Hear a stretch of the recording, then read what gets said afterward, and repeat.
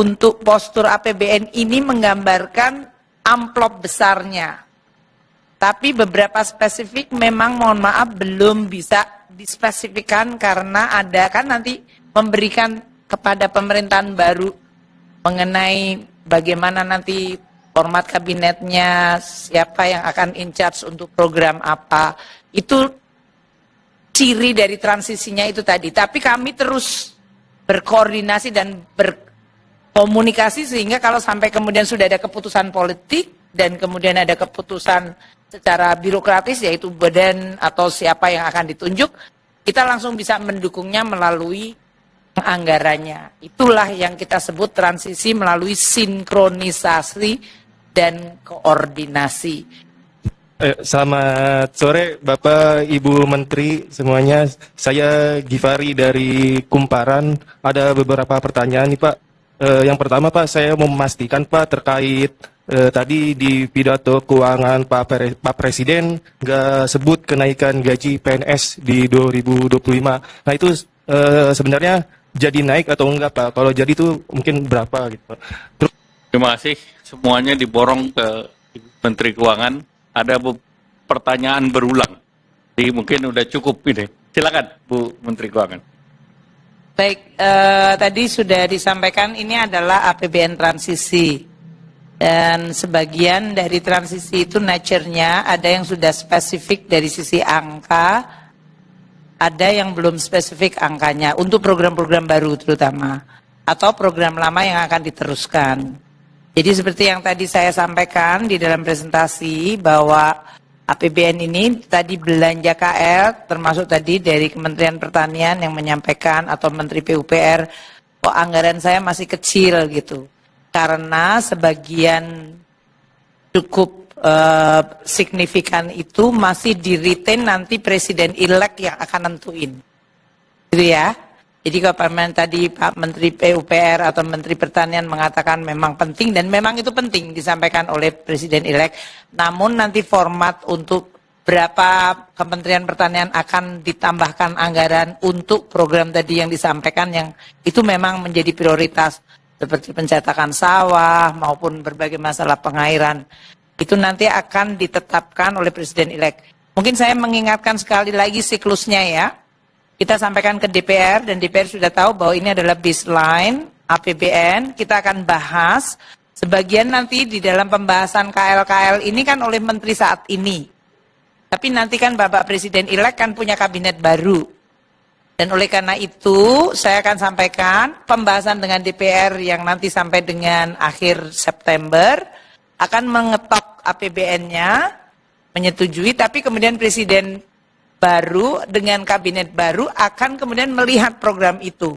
Dan dipa-dipanya mungkin akan disampaikan termasuk apakah ada dipa yang memang akan spesifik dipindahkan tadi dari belanjanya pemerintah pusat yang ada di non-KL ke katakanlah Menteri Pertanian, Menteri PUPR, atau Menteri Kesehatan, atau Menteri Pendidikan.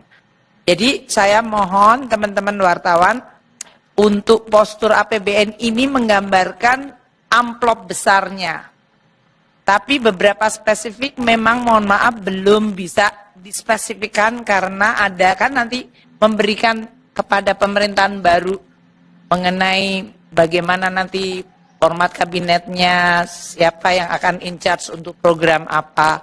Itu ciri dari transisinya itu tadi. Tapi kami terus berkoordinasi dan komunikasi sehingga kalau sampai kemudian sudah ada keputusan politik dan kemudian ada keputusan secara birokratis yaitu badan atau siapa yang akan ditunjuk, kita langsung bisa mendukungnya melalui anggarannya. Itulah yang kita sebut transisi melalui sinkronisasi dan koordinasi.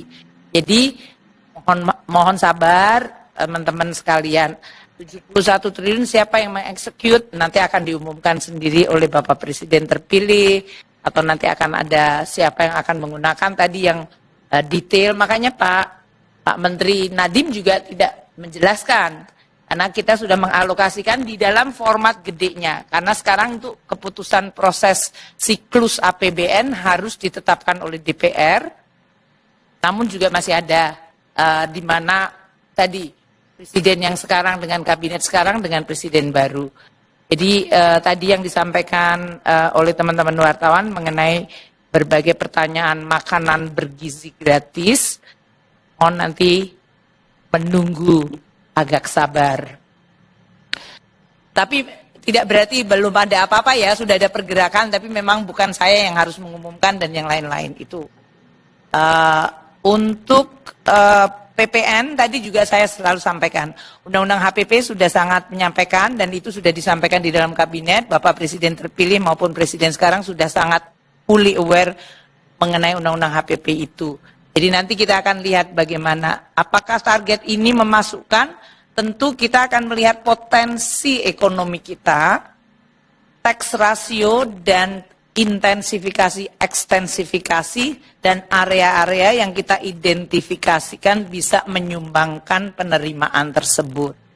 Itu yang saya bisa jawab mengenai target penerimaan pajak. Mengenai pertanyaan lain, yang itu bukan domain saya bisa jawab, saya nggak bisa jawab. Artinya saya tidak menjawab ya tadi yang dari Kumparan. Ya.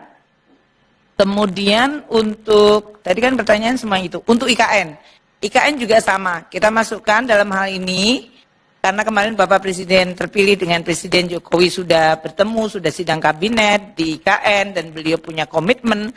Namun karena beliau masih akan melihat seluruh APBN ini, ya nanti kita akan lihat, akan dialokasikan tambahan berapa, tapi ya memang beberapa infrastruktur penting untuk bisa menarik investasi, nanti akan menjadi prioritas.